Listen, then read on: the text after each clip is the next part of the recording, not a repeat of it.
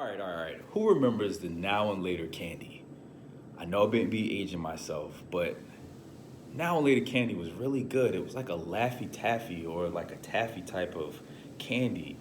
And they sold it in like a long pack. And then you can split it up into smaller packages. Or some convenience stores or bodegas or corner stores, they would sell it just a little 4 pack and they would charge you like, I don't know, a dime or a quarter when I was younger. But it was so good. And it was so good that I really didn't even look at the wrapper. The wrapper says now and later. I was looking at it as a now or later. We would mispronounce it now laters. We're like, yo, we eating some now laters. We got this flavor, we got that flavor.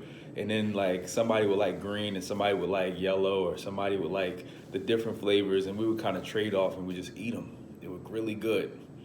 And it was made by a company back in 1962. I actually looked it up. I'm a bit of a nerd, y'all. Looked it up. And they sold it to one company and the company after them, which the name of the company was Leaf. Leaf sold it to Nabisco back in 1992. And I was just sitting here thinking about now or later, which is the way I was actually pronouncing it when I was younger.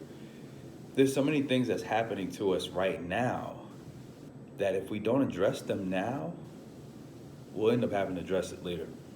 Like that money issue that we can't quite get right. The issues continually happen over and over again. We're continually not saving our money. We're not continually investing our money properly. We're not continually being good stewards of our money. And we think that if we get more money, we'll be better with more money than we are with less money. The Bible talks about being a steward of little, then you'll be a steward of a lot. You have to be trusted with a little in order to be trusted with a lot. That generational curse, that substance abuse, that addiction, that just the way you are, that bad attitude.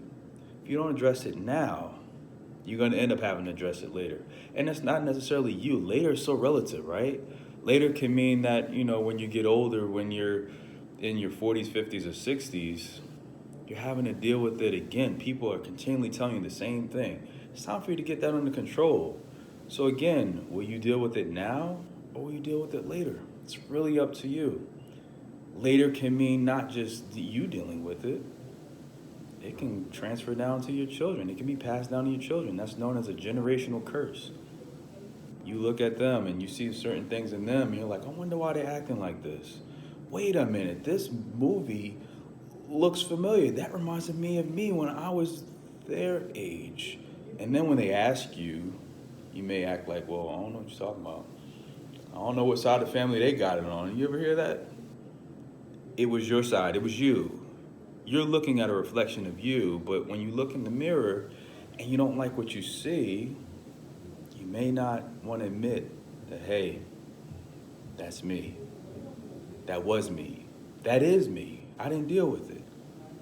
Right now we have the power, we have the ability, we have the authority to stop our bad behavior. We have the ability to stop that behavior. We have the ability to say, it stops with me. I don't care what was before me. They didn't check it. I'm checking it today. So either you could deal with it now or you could deal with it later. And I don't know if y'all remember the now and laters. I said it right. Now and laters, they had like a green apple. It was kind of sour. So you want to deal with the sour now or you want to deal with that green sour apple later? Either way, you're going to have to deal with it, whether it's through you or those that come after you. Why should they suffer if you can deal with it right now?